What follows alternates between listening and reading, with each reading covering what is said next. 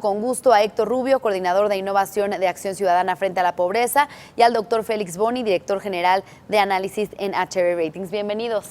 Gracias, buenas Muchas tardes. Gracias. Pues bueno, ¿qué significaría esto para la economía fronteriza, aumentar al doble el salario mínimo? Pues en primer lugar, es muy difícil decir exactamente qué es lo que va a pasar porque necesitaría un análisis muy detallado de exactamente las empresas que hay ahí. Yo creo que en primer lugar sí es interesante tomar en consideración algunos puntos, ¿no? Primero, básicamente, en términos generales, el salario mínimo en términos de dólares está aproximadamente 4.70 al día. En Texas, por ejemplo, el salario mínimo federal es 7.25, pero ese es $7.25, pero ese es por hora. Okay. Y en algunas partes en California, por ejemplo, puede llegar a $10.50 la hora. Entonces, eso da una ventaja de como 12 o 18 veces mayor. Por lo tanto, una conclusión podría ser que México no va a perder necesariamente mucha ventaja competitiva con ese tipo de incremento, porque todavía hay una gran brecha. Todavía hay una gran brecha, exactamente. Ese sería un elemento positivo o favoreciendo en favor de eso. Pero por otro lado también hay algunos argumentos de que el salario mínimo, la gente que gana salario mínimo es relativamente poco, quizás 14-15% en todo el territorio nacional, y por lo tanto quizás el efecto no sería tan grande. Pero hay mucha gente que quizás tiene salarios que está ligado al salario mínimo, que también podría recibir un incremento. Entonces, obviamente, si la gente recibe más salario, sí beneficia mucho la demanda agregada. La cuestión sería hasta qué punto puede perder cierta competitividad internacional, y no únicamente un elemento solo. Hay que tomar también en consideración el hecho de que con la legislación tributaria que se aprobó en Estados Unidos, ya las empresas americanas o las empresas que trabajan ahí, que funcionan ahí, tienen niveles impositivos muy bajos, que ya tienen una ventaja competitiva.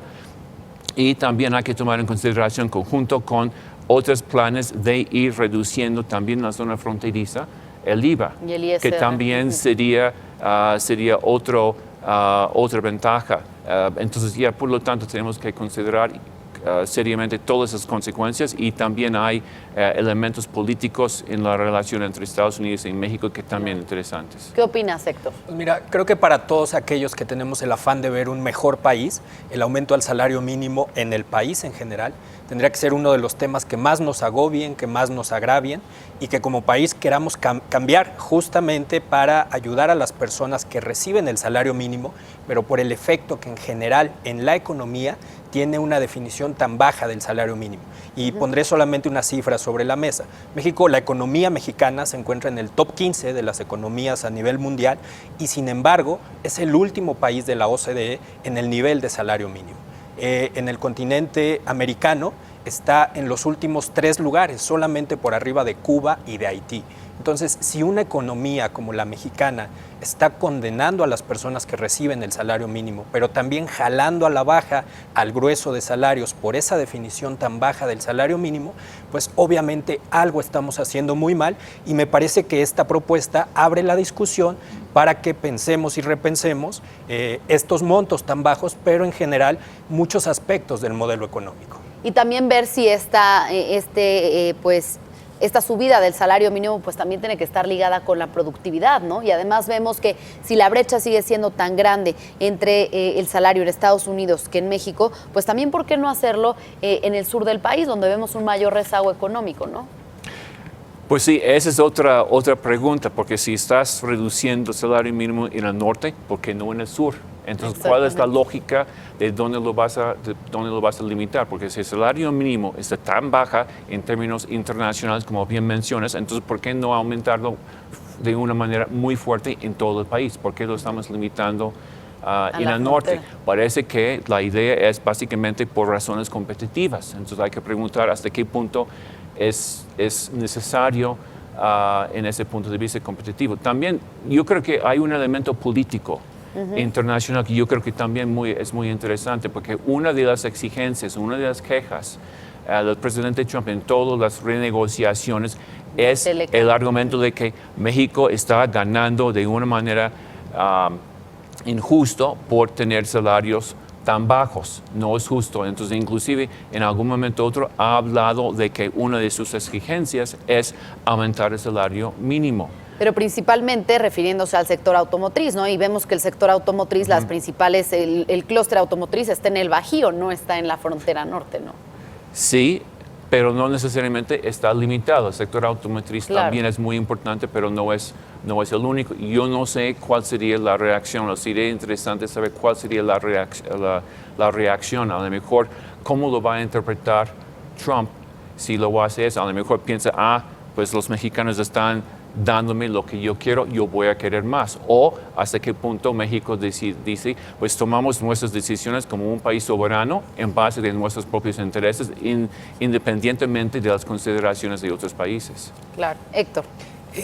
Exactamente. En la historia reciente de México venimos hasta hace poco tiempo a homologar el salario mínimo en todo el país. Entonces creo que justamente una de las preguntas que habría que hacer a esta propuesta, de los 12 puntos que acaba de anunciar el presidente electo, el virtual presidente electo, es ¿por qué solamente en la frontera? Si el nivel del salario mínimo en todo el país es tan bajo, ¿cuáles son los argumentos para que solamente se haga en la frontera?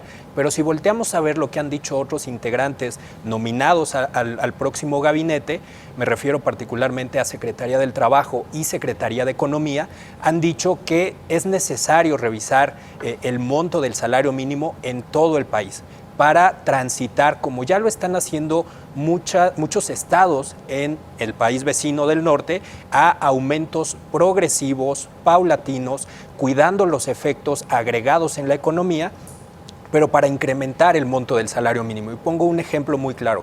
En California se está en estas fechas en un tránsito para aumentar el salario mínimo, que actualmente será de $11.5 la hora, a pasar a $15 la hora, a partir de un proceso que define aumentos de medio dólar o de $1 anualmente, y cuidando a aquellas empresas que están en una situación de mayor vulnerabilidad.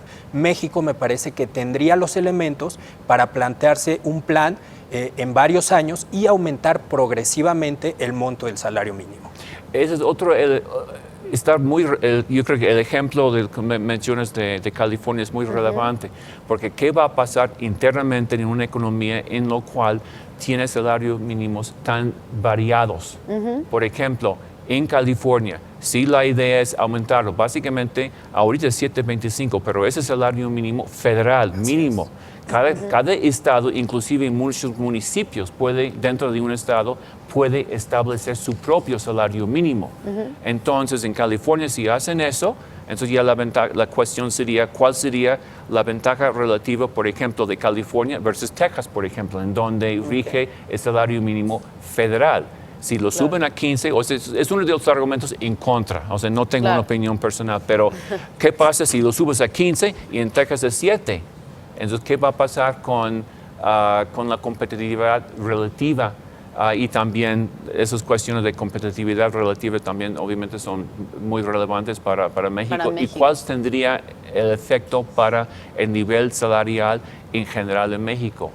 Entonces, como conclusión, para cerrar el tema, esta propuesta que hace Andrés Manuel López Obrador detonaría la competitividad en la frontera norte de nuestro país, o también podría tener un efecto negativo al no estar ligado con la productividad, al no hacerse de manera gradual, como ya lo mencionaban, y al no considerar estas variables que ya mencionaban. Yo diría es el peligro, hay que tenerlo con mucho cuidado. La idea de ir aumentando de manera muy por arriba de la inflación, pero paulatinamente, para ir viendo los efectos, yo creo que puede ser también un punto de equilibrio entre esas dos posturas, de que es necesario aumentar el salario mínimo, pero también hay que aumentar la productividad. Y si tiene el efecto de ir reduciendo el nivel de delincuencia, también, ese sí también sería una manera de aumentar también la productividad de México y su competitividad. Claro. Héctor, conclusiones. Sin duda, me parece que la propuesta es afortunada y audaz, y es un primer paso. empecemos por el salario mínimo, empecemos en la zona fronteriza, pero esa discusión tiene que permear a todo el país y justamente vinculada con estos componentes, productividad y pensando en que el aumento al salario mínimo fortalecerá la demanda interna, el mercado interno y por lo tanto mejorará las condiciones de vida de las personas en México. Bien, pues muchas gracias por este análisis, doctor Félix Boni, director general de análisis en HB Ratings, y Héctor Rubio, coordinador de innovación en Acción Ciudadana Frente a la Pobreza. Ojalá que podamos seguir platicando conforme vayan avanzando estas propuestas y el análisis que hagan en torno a estos puntos que ustedes mencionan. Seguro. Muchas gracias, muy buenas tardes. Gracias.